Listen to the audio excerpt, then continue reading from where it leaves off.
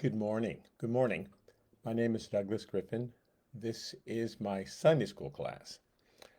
Um, it's May 26th, 2024. We're in the book of Numbers. We've started from Genesis, Exodus, Leviticus. Now we're in the book of Numbers. These are the final instructions. God is giving the final instructions for the children of Israel once they've been brought out of Egypt. They're standing in front of Mount Sinai and they've already sinned. They've already decided, no, we want to go back to Egypt and taken a golden calf and broken the law, and God's given the law. And now He's giving the final instructions before they are to leave to go into the promised land. Um, it's been a year that they've been there since they met on Mount Sinai, since they first got there. It's been a year. Um, and they've built this huge tabernacle, tent in the wilderness because God is teaching them how to worship Him. That's His whole purpose. If He can teach them how to have a relationship with Him, then that'll carry over into their relationship with each other and with their neighbors. And then that'll carry over into their personal life, and He'll be able to preserve them alive. Judgment won't have to come down on them. Um, Judgment's almost like an involuntary act, like fire. If you use it correctly, it won't burn you. If you stick your hand in it, it's going to burn you. It's the quality of the fire. So God doesn't want them to get burned in His judgment. I want to preserve you because through you, I want to bring the Messiah. I want to teach you about atonement, teach you about forgiveness of sins, and then through you, I will teach the world. I'll bring the Messiah, and the world will see how much better your life can be if you have a relationship with me, how better things go with you, and how much better your eternal life will be once this physical life is over. So he is giving them final instructions. We're in Numbers chapter 4, and we're going to look at Numbers chapter 4 and 5 today because I think I can kind of do two chapters at a time in the Numbers for a while. So quickly, Numbers chapter 4. Then the Lord spoke to Moses, saying, take a census of the sons of Kohath from among the children of Levi by their families, by their houses, from 30 years old and above, even to 50 years old. So from 30 to 50, we're not going to just deal with the Levites, but there's a specific number, the specific age number I want to deal with, because these are people who are actually going to serve me in the tabernacle. So in the last chapters, I need you to take a census of everybody, of all 12 tribes that are represented, right? Jacob had 12 sons, so they're all divided by tribe. It was very important to keep them separate. You're going to see in a minute how important that was to keep them separate. They must be separate. But oh, good morning, Susie. So it's very important to keep them separate. But now that they're separate, the only tribe that didn't have a place in that 12 were the Levites. Joseph, the son of Rachel, his sons have two places. And Levite really has none. So now I want to count the Levites. Now, last chapter, we counted how many Levites altogether. There are like 22,000 of them altogether. But now I just want you to count a certain segment, the Levites that are literally going to serve me, and you're going to start to serve me at age 30. So count everyone between age 30 and 50. And he has specific duties for them in the tabernacle. Doesn't mean that no one else can serve. You can't serve after you're 50 years old. But as far as your tabernacle duties, there's a small group. And as they get older, more will move into this group. And as they get older, more will move into that group. And I've got to move them out of that group because we're going to run out of things for them to do if we just increase it and increase it and increase it with no limit. So from 30 years old and above, even to 50 years old, all who enter the service to the work in the tabernacle of meeting. That's what I'm dealing with. all who enter the service. So you enter service at age 30. Jesus did that in Luke chapter 3 because Jesus was on his mother's side, he's descendant from Levi. On his father's side, he's descendant from Judah. And so Jesus operated as priest, he operated as king. And in Luke chapter 3, verse 23, it says, Now Jesus himself began his ministry. Actually, his ministry is not there. They just wrote that into to understand it. Jesus himself began about 30 years of age. And you say, how did he begin at 30 years of age? Well, he began his ministry. So they write in the word, his ministry. But Jesus began, he entered into service at about age 30, being, as was supposed, the son of Joseph, the son of Heli, and they go all the way back through Judah. So that's the age that people were expected you if you're going to serve in the temple, 30. Numbers chapter 4, verse 4. This is the service of the sons of Kohath. So Levi had 3 sons, Kohath, Merari, and Gershon. And then so the Levites their duties were just divided into thirds. So if you come from Kohath, if you come from that branch of Levi's family, verse 4, this is the service of the sons of Kohath in the tabernacle of meeting, relating to most holy things. They get to touch the holy things inside the temple. When the camp prepares to journey, Aaron and his sons shall come, and they shall take down the covering veil.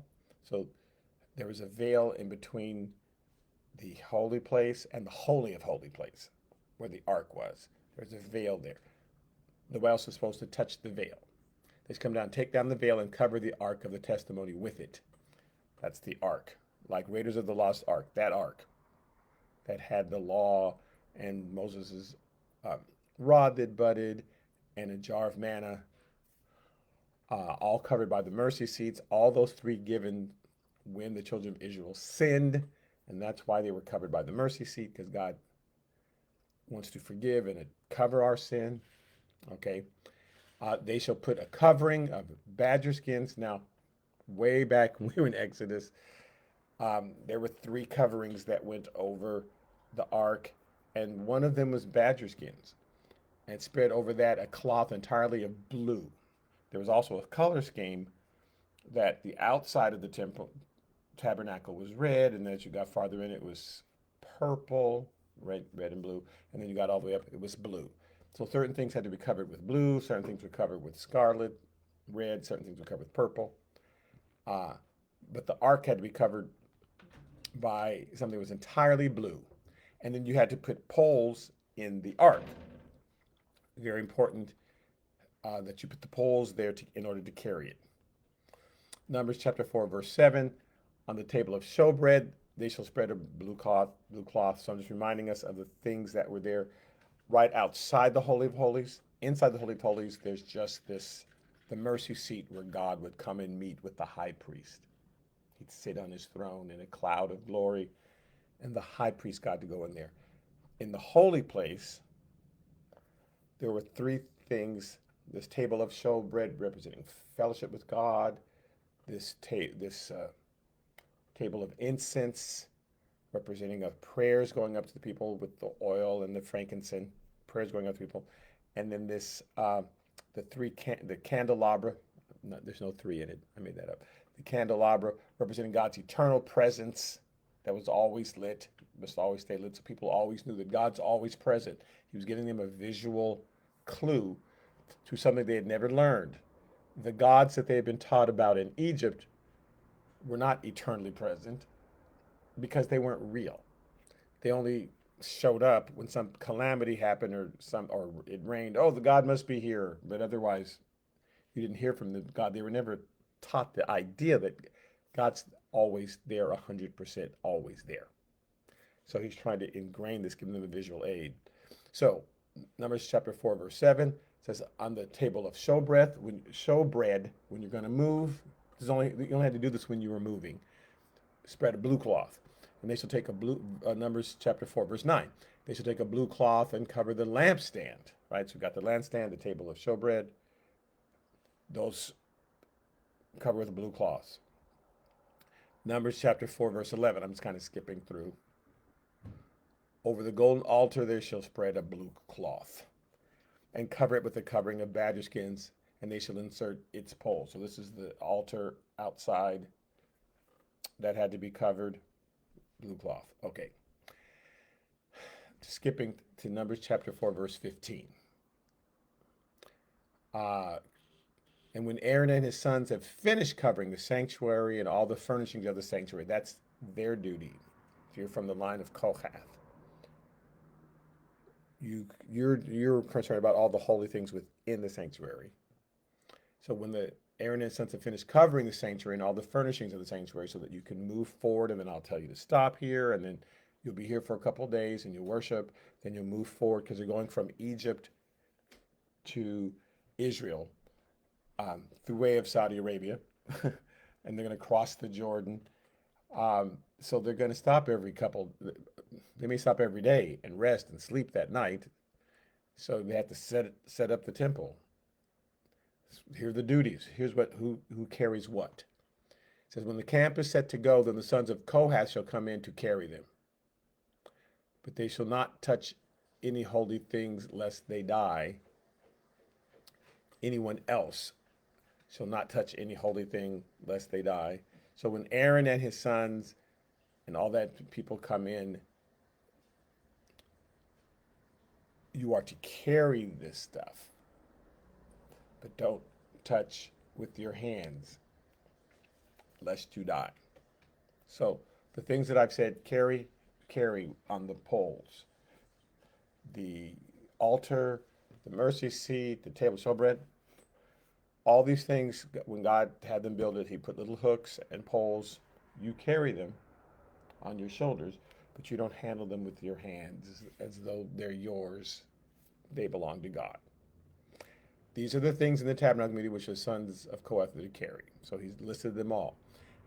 As we know in 2 Samuel chapter 6, verse 6 through 7, when the Philistines took the ark, when the children of Israel decided to take the ark into battle, that'll help us win.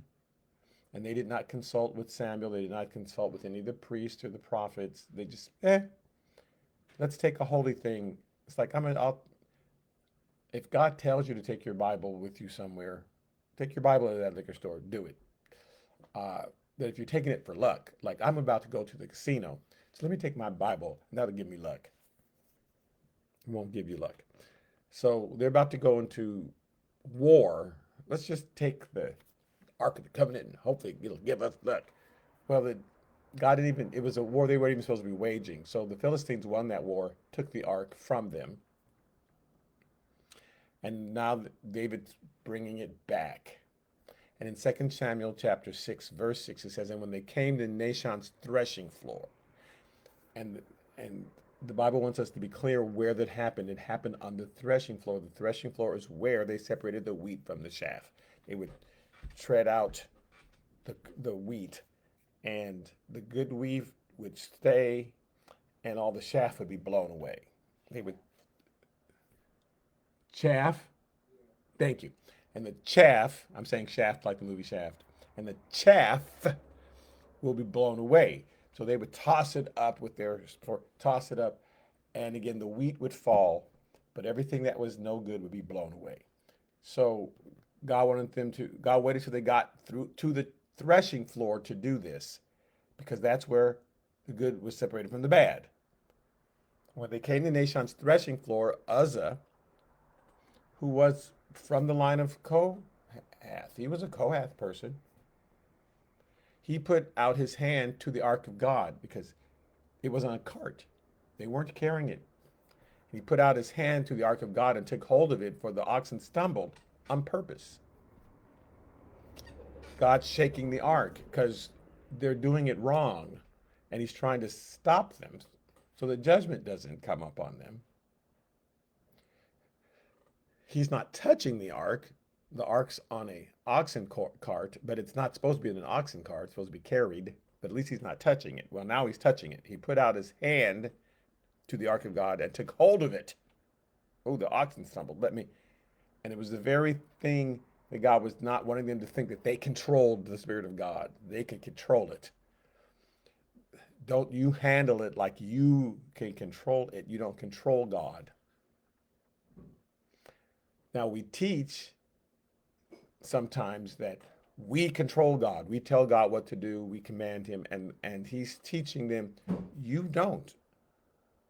I don't want you to think you can. Don't carry any of these holy things so, as though you're carrying me, as though you're holding me, as though you're controlling me.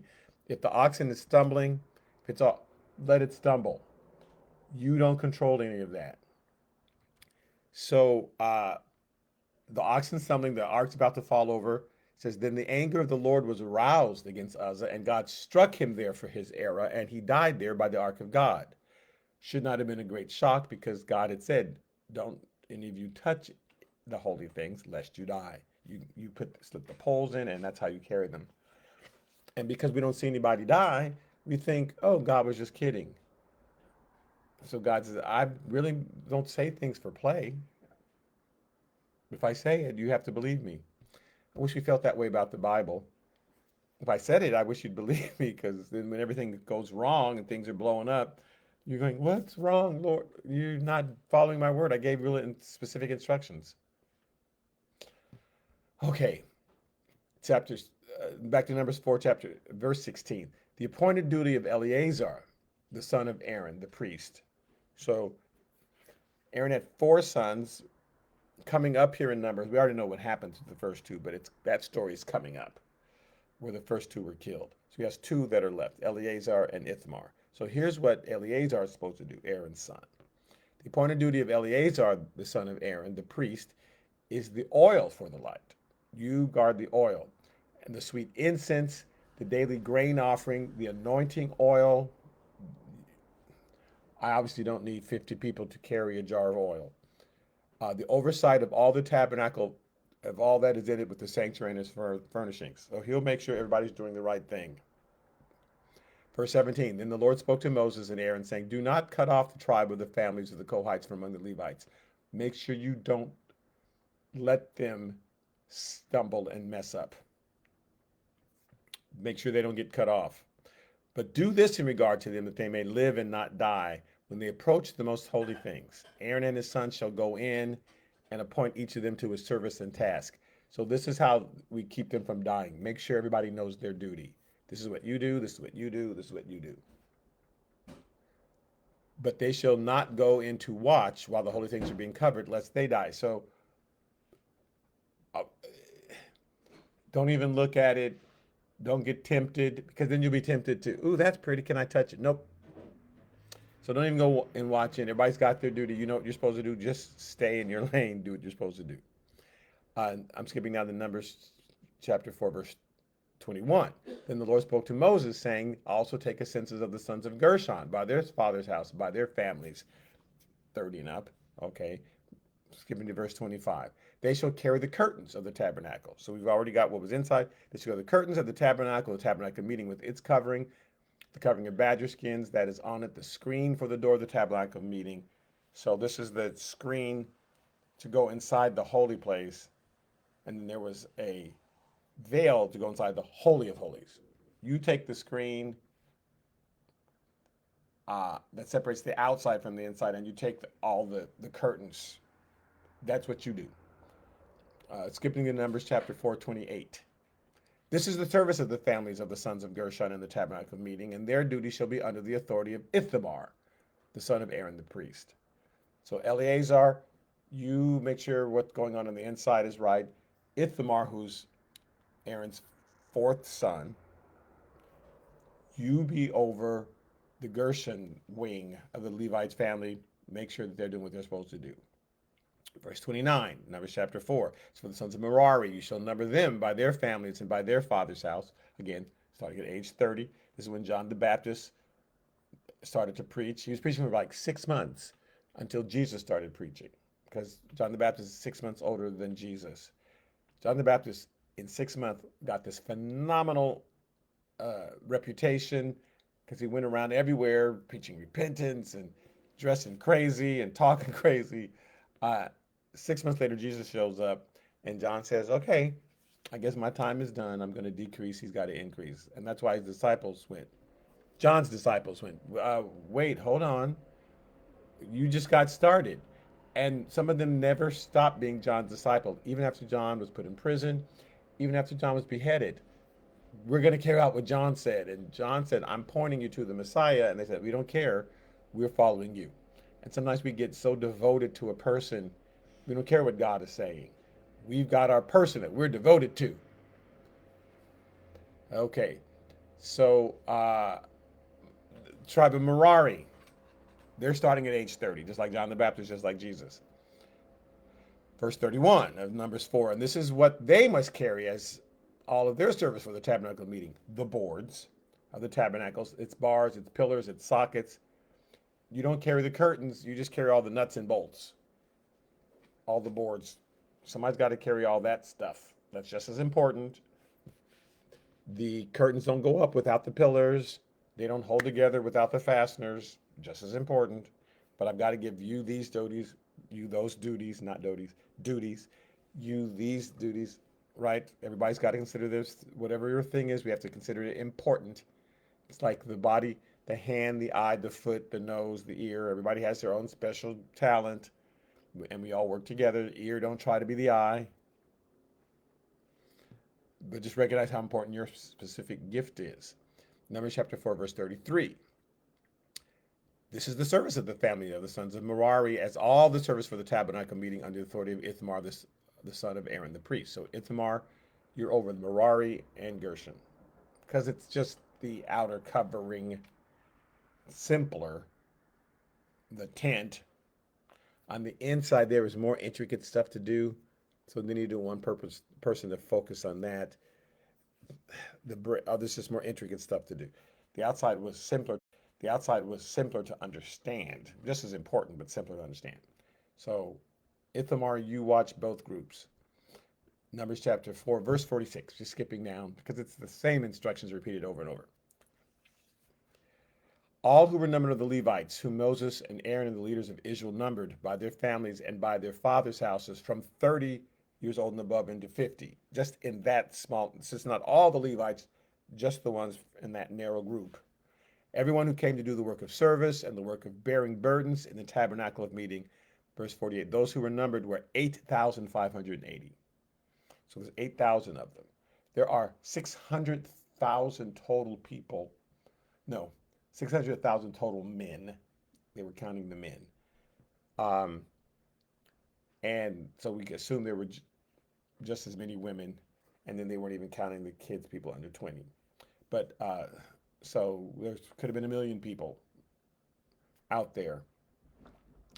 But there are 8,000 between this age group who's going to serve the million. So those who were numbered were 8,580. Verse 49, according to the commandment of the Lord, they were numbered by the hand of Moses, each according to his service, according to his task. Thus they were numbered by him as the Lord commanded Moses, each according to your service. You know what you're doing, you know what your task is. Everybody knows their task is. We're all cool. It's only when you don't you're not satisfied with your task that you start messing things up. So, and that's just true in life. Chapter 5 of Numbers, starting with verse 1. And the Lord spoke to Moses, saying, command the children of Israel that they put out of the camp every leper, everyone who has a discharge, everyone who comes defiled by a corpse. These are the three things that you have to put them on the outside of the camp and quarantine them. Every leper, because it was a contagious that would run through the whole camp. When has a discharge, whatever that discharge was, since you don't know what it is, you don't know if it's gonorrhea, you don't know what it is, they must go outside the camp until the discharge is cleared up. And anyone who's become defiled by a corpse, you don't know what that corpse died of. You're not a medical doctor yet. You don't have the way of determining. So if somebody has come across a corpse and touched it for any reason, you have to go through a period of quarantine so we make sure that you don't have something contagious. And it's like telling a 2-year-old, take that out of your mouth, or a baby, don't put that in your mouth, right? You don't necessarily explain, well, let me explain all the difference between a virus and a germ, and because they don't know what you're talking about.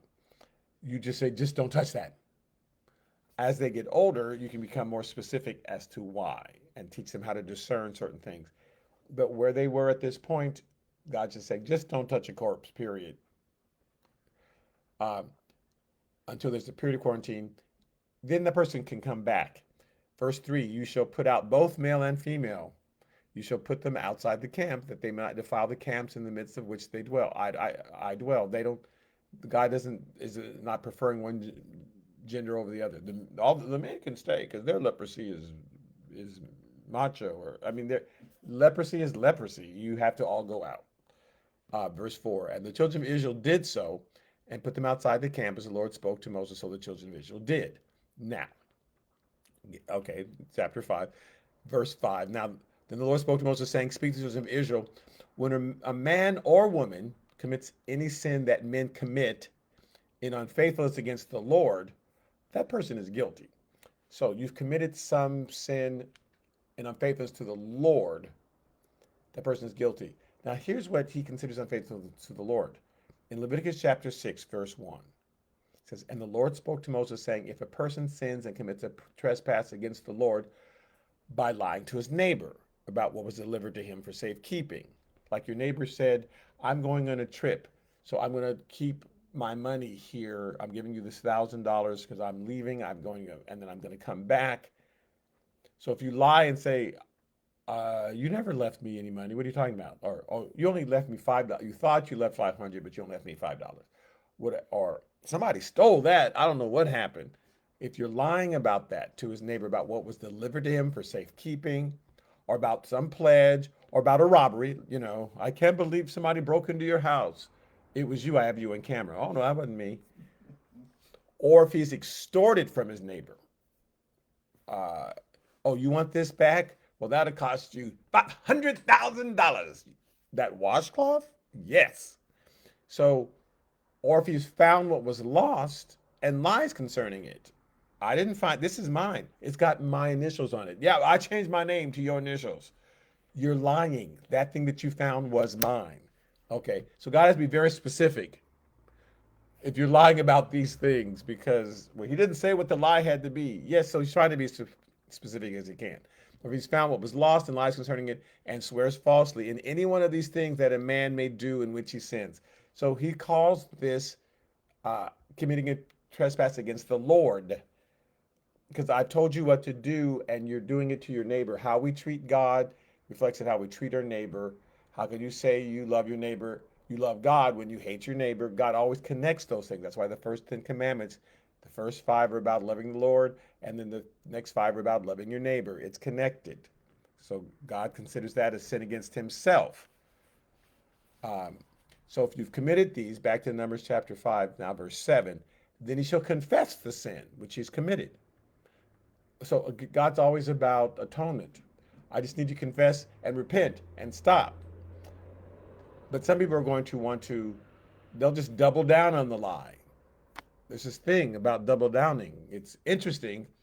Even our own culture, people used to be ashamed when they, oh, this thing happened and I'm so ashamed.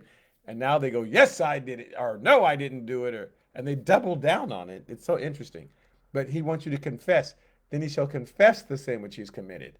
He shall make restitution for his trespass in full, plus 1/5 of it. So it needs to cost. It can't be, oh, here, I'll give it back. No, there's a cost. I have to add a cost to it as a deterrent for you and give it to the one who he is wrong. Okay, so I'm skipping down to Numbers chapter 5, verse 11. And the Lord spoke to Moses, saying, speak to the children of Israel and say to them, if any man's wife goes astray and behaves unfaithfully toward him. Now, I want to explain why God brings up certain sins, because all things were sin. They were supposed to bring in sin offerings every day. Every day. The burnt offering once a year was the huge sin. They were supposed to do trespass offerings every day. God just didn't take time to name every single sin, but certain sins were going to cause conflict within the tribe and make the tribes kill one another. Certain sins, we're not going to do that. So I'm not bringing those up. But these specific ones I have to bring up, because if you don't know the rules regarding them, you will kill one another. So if a man's wife goes astray and behaves unfaithfully toward him, Verse 13, and a man lies with her carnally, and it is hidden from the eyes of the husband, and it is concealed that she has defiled herself, and there was no witness against her, nor was she caught. So again, this was like the woman caught in the act of adultery. Again, there had to have been two people there because you can't be caught in the act of adultery unless there's somebody else there. And according to the law, they were both guilty. If you're caught, there's two people there. The law said bring them both forth. But in Jesus' day, they were only bringing forth the woman because they were interpreting it the way they wanted to interpret. This particular thing is you did not catch her, you're just suspicious. Verse 14 says, if the spirit of jealousy comes upon him, you did not, it's concealed, she didn't confess it. It was concealed that she defiled herself. There was no witness. I saw him sneak into her house. Nope. Nor was she caught. No. You just think she's wearing a lot of perfume today. I wonder why. What happened? She's looking kind of disheveled. That's the husband suspecting this, right? And again, interestingly enough, I'll explain more. It wasn't about the husband going out and committing adultery. It was about the wife going about it, committing adultery. That he's pointing out this specific sin for a reason, because it was very important to know your tribe affiliation. If a woman were to give birth to a child, everybody knows who she is. She can't hide that. She gave birth. We know who she is. But we're never sure who the father is. And they needed to be sure who the father was. Please confess that you committed adultery with some from the tribe of Issachar, because this child is Issachar, and there's certain blessings and cursing to go with the tribe of Issachar. There's certain duties to go with the tribe of Issachar. We need to know who the father is, and if this is not my child, or if this is my child, I need to know that it was very important in that culture to know who the father was. Adultery was sin no matter what, period. But he's pointing this out because this causes the biggest contention. I suspect my wife may have slept with another man, and if she's got a baby, I'm not going to know if it's mine or not. This is very important. This has caused me to, so if the spirit of jealousy comes upon him, you don't know that she's done it. You just suddenly think, I think she did it. Here's a remedy. God has a remedy. Don't you strangle it out of her or go around and beat up the guy or attack the guy who you think might have done it, or don't take matters into your own hand. If you have a spirit of jealousy, in fact, I call this lesson the spirit of jealousy. If you've got that, then here is a way for God to solve it, not you, because you won't know if she did it or not. If she said she didn't do it, how are you going to prove it? When the baby comes out and she's pregnant, and she says, how do you know it's not yours? You don't know. Are you going to treat it crazy your whole life because you suspect, or anyway. So if the spirit of jealousy, verse 14, comes upon him and he becomes jealous of his wife who's defiled herself, or if the spirit of jealousy comes upon him and he becomes jealous of his wife, although she has not defiled herself. She hasn't done nothing. You're just crazy. You got the spirit of jealousy. Maybe she did it. Maybe she didn't. You don't know. So the law is saying she may not have done it. She may have. You can't prove it one way, but because there was no witness, nobody saw anybody going in or out. She's saying it didn't happen. She's denying it. Now, she might have done it, but she knows you didn't see it and nobody caught her. She may not have. So this has to be the situation for this specific law to go, this specific remedy go into effect. There's a whole different remedy if you caught them. And actually, they were supposed to confess and repent, and then too, because all the sins there was forgiveness for ultimately in the law. But the threat of death was supposed to stop you from doing it, like the threat of being caught by the police for speeding 100 miles an hour down and going to jail and all that, even though you will eventually get out. But that threat is supposed to deter you, right? So you got to have the threat of what the punishment is going to be. But in this case, here's the way of solving it. You didn't catch anybody. Verse 15, then the man shall bring his wife to the priest. He shall bring the offering required for her. to atone for her sin. Uh, 1/10 of an ephah of barley meal. Now, don't pour any oil on this barley meal and put no frankincense on it because it is a grain offering of jealousy. So normally you would bring the peace offering uh, of atonement because again, all sins you could atone for them, and you would pour in the oil and the frankincense. But this is not bathed in prayer. This is not bathed in love for God. This is bathed in jealousy because you just might be crazy or you may be right. So we don't know what it is. So don't put any oil and frankincense on it and bathe it in prayer because that's remember the incense was part of what goes in the altar, and they had frankincense and oil, and it would prayers going up to God. Okay, which is an offering for remembering, for bringing iniquity to remembrance. That's what this offering is for. It's not an offering of peace between you and God. It's for us to reveal the sin if it's there. Numbers chapter 5, verse 16. And the priest shall bring her near and set her before the Lord. So she has to come, right? She's standing before the Lord, standing before the altar. The priest shall take holy water in an earthen vessel and take some of the dust that is on the floor of the tabernacle and put it into the water. And this is supposed to represent that's where God lives. God has walked inside. The only one's gone in the tabernacle is the high priest. He's the only one who's gone in there, and he had to be cleansed, and he took off his shoes because he was on holy ground, and he was bathed, and he's pure because God's presence is there. So he'll take some of the dust from the floor because God's presence has bathed that place. And then he puts it in the water. Verse 18. Then the excuse me. Then the priest shall stand before the woman before the Lord. She'll stand the woman before the Lord, uncover the woman's head, because you would always, women would have a head covering.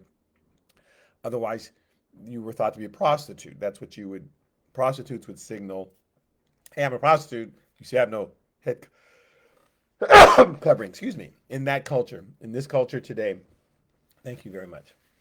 In this culture today, prostitutes have a different signal. But if you are driving down the street and there's a certain leopard skin dress or something, whatever it is, and you go, okay, that's her signal to me. In this culture, the signal was, I don't have a head covering. Um, so she has to take off her head covering and put the offering for remembering in her hands, which is the grain offering of jealousy. So the grain offering that would have had oil and frankincense on it, and then it would be put on the altar. We've got the water with the dust from inside the tabernacle, and the priest shall have in his hand the bitter water that brings a curse, because she's about to drink this water. Verse 19, and the priest shall put her under oath, and say to the woman, if no man has lain with you, and if you have not gone astray to uncleanness while under your husband's authority, be free from this bitter water that brings a curse. So if you haven't done any wrong, and this again is opportunity for her to go, no, you're right, I confess. Okay, now we know who the father is. This child will be raised in the tribe of Reuben, because that's his lineage, and we need to know what the lineage is. We count it by the father, so you'll confess, and we're good. But if you have gone, verse 20, astray while under your husband's authority, and if you defiled yourself and some man other than your husband has lain with you, then the priest shall put the woman, verse 21, under the oath of the cursed. And he shall say to the woman, the Lord make you a curse and an oath among your people when the Lord makes your thigh rot and your belly swell. You're going to drink this water and you're going to get the dropsy. And the area where the sin occurred is going to swell. Okay? And may this water that causes the curse go into your stomach and make your belly swell and your thigh rot. Then the woman shall say, amen, so be it. Or say, no, I don't want that to happen. I confess. Because it's like your sin's going to find you out. What we can't have is the crazy husband, jealous his whole life, cruel to the child, cruel to you because he thinks something happened. Let you take it. If nothing happens, then good, he can relax, because that's what we need. Or we can find it out, and then the son can be raised where, the child, the daughter can be raised where it's supposed to, in whatever tribe, because again, there's specific prophecies about certain tribes, specific things that were, thank you, specific things that were done, uh, duties that were given, uh, and so we needed to know the Messiah was going to come through the line of Judah. So I need to know that that son is from Judah. Otherwise, you're going to mess everything up. The Levites have specific duties. If somebody who's not a Levite does that duty, because the Levite woman went out and had a child by someone from Simeon, that child's not literally a Levite. Wasn't adopted in. Everyone just assumed it was a Levite, but it's Simeon. So he's going to go out and perform the duties of a Levite and then drop dead, because God said only Levites can do this. Only Reuben can do this. Only Judah can do that, right? So they had to know this specific thing. That's why they're addressing this in this way. They've talked about adultery in other ways, but this specific thing is for this reason. Okay. Numbers chapter 5, verse 23. Then the priest shall write these curses in a book. He shall scrape them off into the bitter water. And he shall make the woman drink, verse 24. Drink the bitter water that brings a curse, and the water that brings the curse shall enter her to become bitter. And all it is water, dust, and dirt from the floor where God walked. But God touched that. So if you're drinking, that's it. And again, you're going to confess, right? Or you're going to say, sure, I'll drink it, and know that nothing's going to happen because you didn't do anything. Your husband's just crazy. Then the priest shall take the grain offering of jealousy from the woman's hand. So she's holding the grain offering, she drank the water, and she shall weigh the offering before the Lord and bring it to the altar, because that's the offering for the peace offering. It's the peace offering, peace between her and her husband, peace between her and God. Everybody's going to be at peace. Just don't pour the oil on it, because it's a jealousy offering, because the husband's just suddenly jealous and crazy. Verse 26, and the priest shall take a handful of the offering as its memorial portion and burn it on the altar, and afterward make the woman drink the water. And when he has made her drink, verse 27, the water, then it shall be, if she has defiled herself and behaved unfaithfully toward her husband, that the water that brings a curse will enter her and become bitter, and her belly will swell, her thigh will rot, and the woman will become a curse among her people. But if the woman has not defiled herself and is clean, then she shall be free and may conceive children. Okay, so that's fine. Now, Jesus makes it clear that the man and the woman are guilty of adultery. That has already been addressed, and how they're both supposed to be brought forward. This specific thing is the husband coming home and just suspecting something, and how to deal with that. Again, like I said, so this man doesn't go around and start stabbing every man in the village because you slept with my wife. No, you slept with my wife. You said, let's get this out. Again, for the purpose of defining whose child this is. Because again, when the woman gives birth, they know what tribe she's from, but you were defined by your father at that time. So we need to know who the father of this child if this wife comes up pregnant. Mama's baby, daddy's maybe. See, mama's baby, daddy's maybe. And that's still a thing today. Whose child is this? So so that's why the emphasis is on the woman. Again, we know what tribe she's from, but she's got to tell us if she slept with somebody else. In Matthew chapter 5, Jesus dealt with this, and so you have to listen. In Matthew chapter 5, verse 31, it says, furthermore, it has been said, whoever divorces his wife, let him give her a certificate of divorce. And these days, so the Moses allowed for divorce. It's okay. You're just gonna do it. You're gonna do it. So I'm not gonna. It's not like I'm not making a sin. I'm not gonna point it out as some big sin. Everything's a sin, but I'm not gonna point it out because you're just gonna do it. So if there's found some uncleanness in your wife, then yeah, write a bill of divorce. Well, men who are just evil and were just looking to commit adultery. Oh, I'm tired of this wife. I want to marry somebody else. But want to commit legal adultery. I'll just divorce her. Oh, you burnt the toast. Sorry, I'm divorcing you. Here, I'm writing you a bill of divorce. and it was just that easy. He would just go home and you had to write the bill of divorce and you would 3 times say, I divorce thee, I divorce thee, I divorce thee. I said it 3 times. So you couldn't say it once. I'm divorcing you because that's just an act of passion. You had to say it 3 times in a row. Then we know you mean it. Then it was done. And then I can go marry that woman. And it was like a legal way to commit adultery. And that's what Jesus is pointing out. So it's been said in Matthew 5:31, whoever divorces his wife, just let him give a certificate of divorce.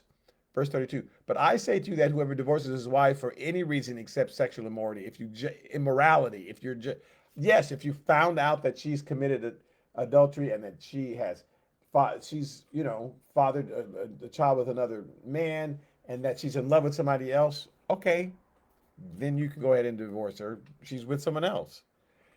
But if you do it for any other reason for that, if you just you just found some woman you're attracted to, and that's why you're divorcing your wife, then it says causes her to commit adultery. Now this is in the passive sense, this term, and when something's in the active sense, that person is doing the action. When the verb is in the passive sense, that person is receiving the action done to them. There's only like the NIV translates this correctly when it says causes her to be the victim of adultery. You're making her the victim of adultery because the Bible, it looked like it implied that only she was the adulteress. But in this case, she's the victim of adultery. Jesus said, hey, you're the one committing adultery because you're just divorcing her and you're going out with somebody else. And so she's now the victim of your adultery. It really is adultery. What you're doing, man, by divorcing her and just marrying somebody else. I just want you to know that is not about just the woman. And again, how laws were originally written, that's why I'm explaining. They were focusing on the woman in this particular part of the law because they needed to know who the father of the child was. And they needed her to admit it if there was anything to admit. But Jesus saying, you're making her the victim of adultery. And like Jesus was always shocking when he would come back. Blessed are the poor in heart, or the poor in spirit. Blessed are the pure in heart. Blessed are the poor. Blessed are the peacemakers. What? Not the warmongers? No. Blessed are the peacemakers.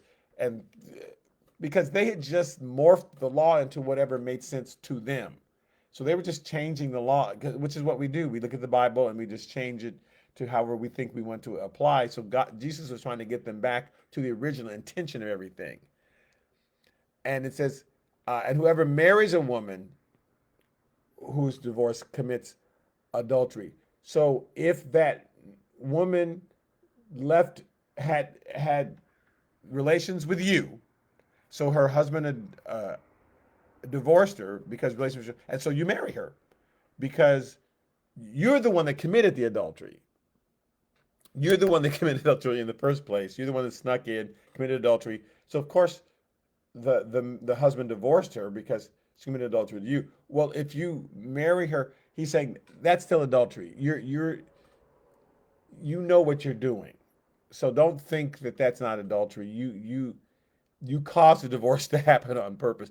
Now, this is not saying anyone who ever gets divorced. This is talking specifically to the man who committed the adultery with the woman, and then the husband divorced her, and you married her. Well, I married her, so it's okay. God doesn't care. He says, no, I saw the whole thing.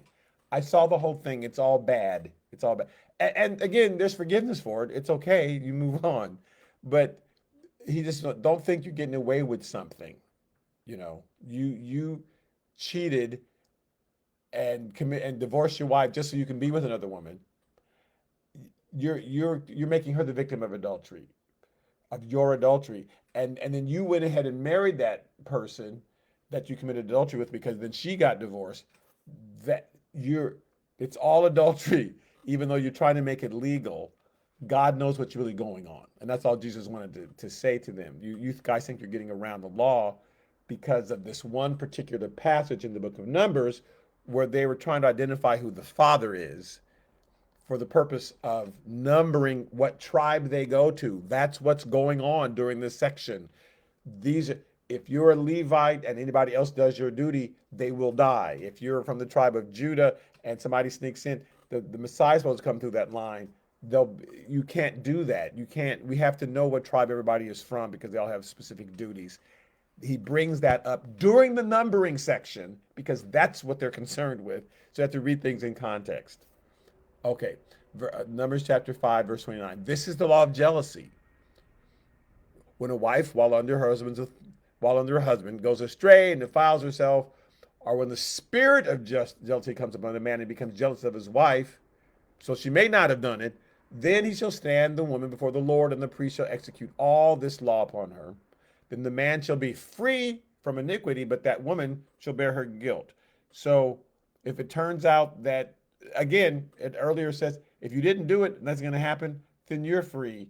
But if we see that you did it, then he is not crazy. He knows this is not going to be his child coming up. And so he's free. And now she's bearing her guilt because she was lying because she didn't want to get the man in trouble who did it. But that child needs to go to the correct tribe. Uh, because again, he just said to the Levites, if anybody else does your duty, they will die. So we have to know who's who and who goes to who. All right, so that's Numbers chapter 4 and 5. They're about to take off, and God's just preparing them. And in a few chapters, he's going to take them up to the hill and say, there's the promised land, but I have to give you all these instructions before we move. This is how we will move. This is what you need to know, how things operate. So as we're moving daily and taking down the temple and erecting the temple and putting it down and putting it up, that you'll know who does what and what everybody's duties are. Okay, today I will be preaching from the book of Samuel, interestingly enough, on David's adultery. It just worked out because I'm going through the book of Samuel in my church, book of 2 Samuel, anytime that I'm preaching. So I'll be preaching today, but that's only for Donna and the two people and my wife, bless her heart, the people who are, for whatever reason, will listen to the Sunday school lesson and listen to me preach, and it won't drive them crazy. Or even if it does, they just don't admit it.